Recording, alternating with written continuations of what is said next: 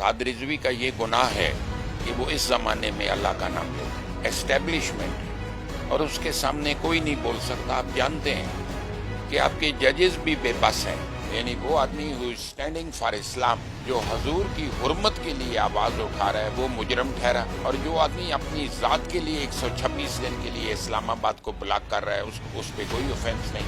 किसी भी बंदे को राह चलते हुए गिरफ्तार कर लिया जाए, एफआईआर उस पर बाद में लॉन्च की जाए। ये एक रिलीजियस पार्टी है, यहाँ एक रिलीजियस पार्टी को एमास्कुलेट किया जा रहा है, उसे कास्ट्रेट किया जा रहा है, उन्हें स्नब किया जा रहा है, उन्हें टोटली ख़त्म किया जा रहा है।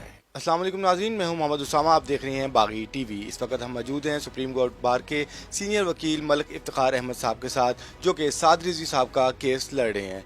इससे पहले वो इनके वालिद साहब खादिम हुसैन रिजवी साहब का भी केस लड़ रहे थे और अब साद रिजवी साहब का वो केस लड़ रहे हैं। हम इनसे जानेंगे हकाइक के असल हकाइक हैं क्या, किस वजह से उनको अरेस्ट किया गया और उनकी बेल क्यों नहीं हो रही। अस्सलाम वालेकुम sir.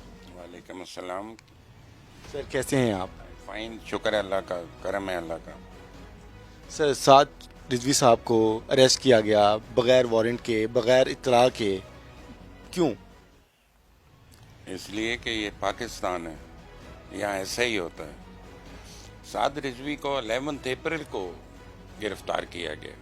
He was in इनकार्सरेशन, in confinement, जब ये केस बनाया गया 18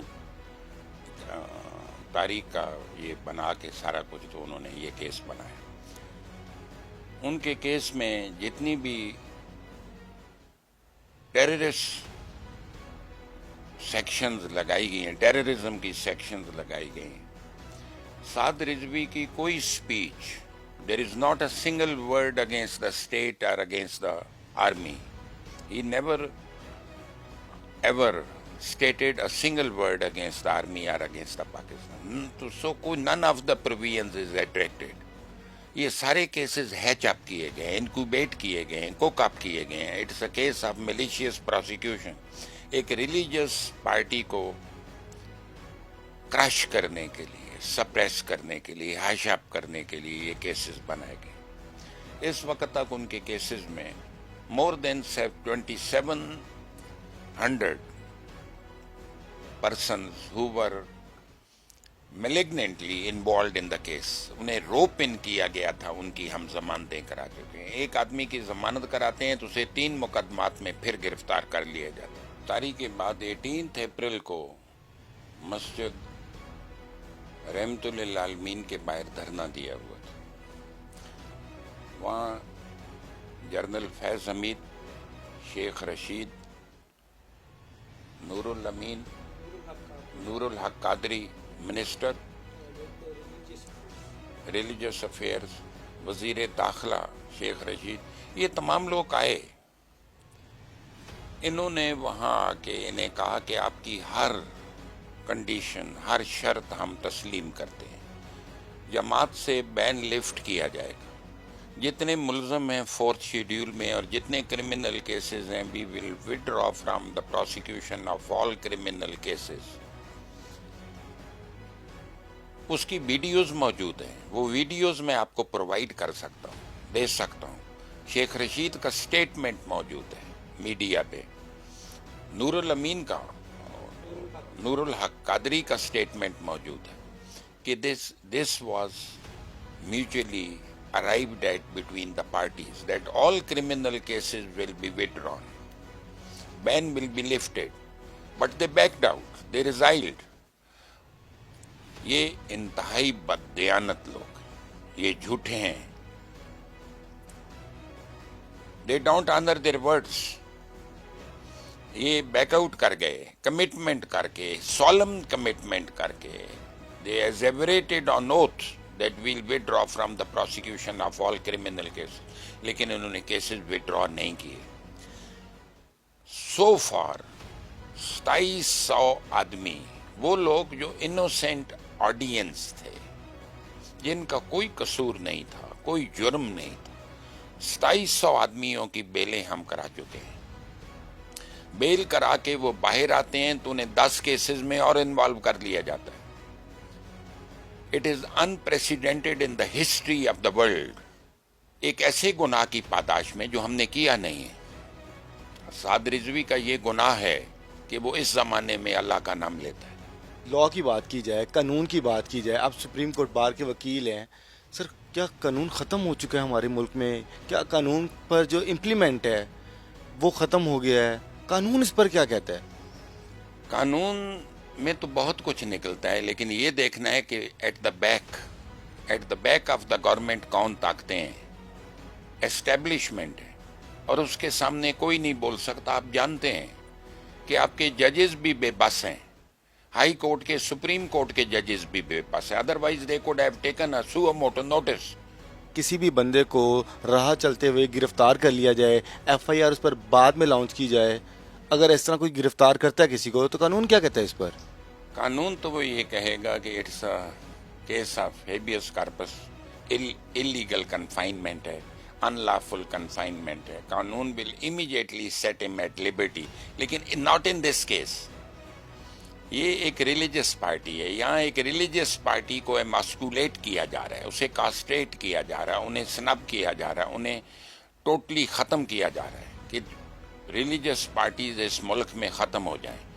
इसी सिलसिले की एक कड़ी है जो ये कानून लाया गया है। साद रिजवी साहब को गिरफ्तार किया गया है, कालादम उनकी जमात को करार दे दिया गया है। ऐसी उन्होंने क्या दहशतगर्दी की कि उनकी जमात को और उनको कालादम करार दिया गया?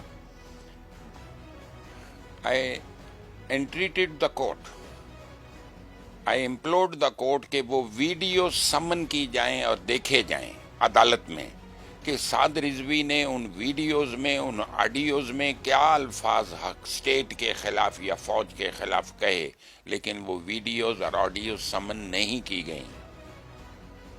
वो वीडियोस और ऑडियोज दिखाएं जिनमें साद रिजवी ने कभी स्टेट के खिलाफ या फौज के खिलाफ कोई लफ्ज कहा हो। Anything which is disparaging to the state और to the army, no, not a single word. It's all bluff, it's all cooked up, it's all made up. ये सारी चीज़ें बनाई गई हैं एक रिलीजियस पार्टी को एलिमिनेट करने के लिए, और उसे एलिमिनेट किया जा रहा है। The agenda behind it is that इस मुल्क में वो जो चाहते हैं, और the agenda is to bring Qadiani on the top. Sir, आपको क्या लगता है कि इलेक्शंस के बाद ही साद रिजवी साहब की ज़मानत होगी कि उससे पहले हो जाएगी? मुमकिन है इलेक्शन से पहले वो इनके वोट्स हासिल करने के लिए बार्गेन करें। Already they are offering us 40 seats in the national assembly and senate कि हम उनकी मुखालफत छोड़ दें। जो तहरीक लब्बैक है, they should side with the government, वो गवर्नमेंट का हिस्सा बन जाएं और गवर्नमेंट की हर काफराना पॉलिसी को करें, फॉलो करें, तो गवर्नमेंट केसेस भी ख़त्म करती है और बैन भी लिफ्ट करती है। बट जो नबी अकरम सल्लल्लाहु अलैहि वसल्लम की ज़ात के लिए आएगा, मेरा ख्याल उस पर बड़ा जुर्म है। जो हजूर की तौहीन के खिलाफ आवाज़ बुलंद करेगा वो नाकाबिले माफ़ी जुर्म है। यानी वो आदमी हु इज स्टैंडिंग फॉर इस्लाम, जो हजूर की हुर्मत के लिए आवाज़ उठा रहा है, वो मुजरम ठहरा, और जो आदमी अपनी ज़ात के लिए 126 दिन के लिए इस्लामाबाद को ब्लॉक कर रहा है, उसको उस पर कोई ऑफेंस नहीं। इस वक्त हम मौजूद हैं शहजाद अहमद भट्टी साहब के साथ, जो कि एडवोकेट हाई कोर्ट हैं और एसोसिएट हैं सुप्रीम कोर्ट बार के सीनियर वकील मलक इफ्तिखार अहमद अवान साहब के, और लीगल एडवाइज़र हैं तहरीक लब्बैक के। इनसे हम पूछेंगे इन्होंने अभी तक कितने लोगों की ज़मानत करवा चुके हैं और आगे कितने लोगों की ज़मानत पेंडिंग है। अस्सलाम वालेकुम सर। वालेकुम अस्सलाम वरहमतुल्लाहि वबरकातुहू। कितने लोगों की ज़मानत अभी आप तक आप लोग करा चुके हैं? 2300 अफराद की लगभग जो है वो हम ज़मानतें करवा चुके हैं, और इनमें जो है वो पोस्ट अरेस्ट बेल जो है वो बहुत ज़्यादा है, और अब हमारे जो है वो बकाया जो उशाकान मुस्तफ़ा सल्लल्लाहु अलैहि वसल्लम है उनकी भी बेल एप्लीकेशन जो है वो हम फाइल करने जा रहे हैं। कितनी मुश्किलात आई इनकी बेल करवाने के लिए, और एक कातिल की अगर बेल करवानी हो तो उसमें कितनी मुश्किलात आती हैं? यकीनन जो है वो एक 302 का जो केस है उसकी बेल करवाना ज़्यादा आसान है, क्योंकि उस पर बहुत सारी ग्राउंड्स होती हैं, फर्दर इंक्वायरी की ग्राउंड होती हैं, कलेक्टिव रोल्स होता है, उसमें मंजरिया होता है, एक्टसरिया होता है, बहुत सारी चीज़ें डिस्कस करते हैं जो कि ज़्यादा आसान होता है।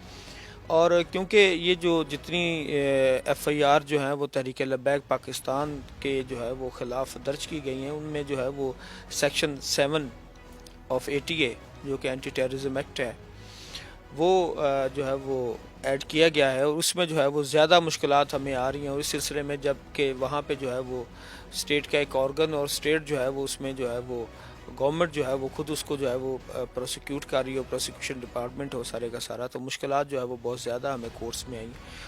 صحیح، کب تک ایسا چلتا رہے گا اور کیا لگتا ہے کہ یہ چیزیں کب ختم ہوں گی؟ جب تک جو ہے وہ خدائے وحدہ لا شریک کا نام لینے والے زندہ ہیں، تو وہ پروانے کی طرح، جس طرح ایک پروانہ شمع کے لیے جو ہے وہ جلتا ہے، مرتا ہے، لیکن وہ وہ آج تک جو ہے یہ جب سے دنیا بنی ہے اور جب تک دنیا رہے گی، وہ پروانے شمع کے اوپر جلتے ہوئے جو ہے وہ کبھی ختم نہیں ہوگے۔ بہت سارے یہ صحابہ اکرام رضوان اللہ تعالیٰ اجمعین کی سنت ادا کر رہے ہیں۔ آپ نے سنا کہ صحابہ اکرام نے کس قدر تکلیفیں سہی اور پھر بھی اسلام کا پرچم کو بلند کرتے رہے۔ میں آپ لوگوں سے صرف ایک ہی ریکویسٹ کروں گا کہ آپ لوگ سوچیں کہ آپ لوگ کن کی طرف ہیں، ظلم کرنے والوں کے ساتھ ہیں کہ ظلم سہنے والوں کے ساتھ ہیں۔ اس کے ساتھ اپنے اینکر پرسن محمد اسامہ کو اجازت دیجیے، باغی ٹی وی دیکھتے رہیے۔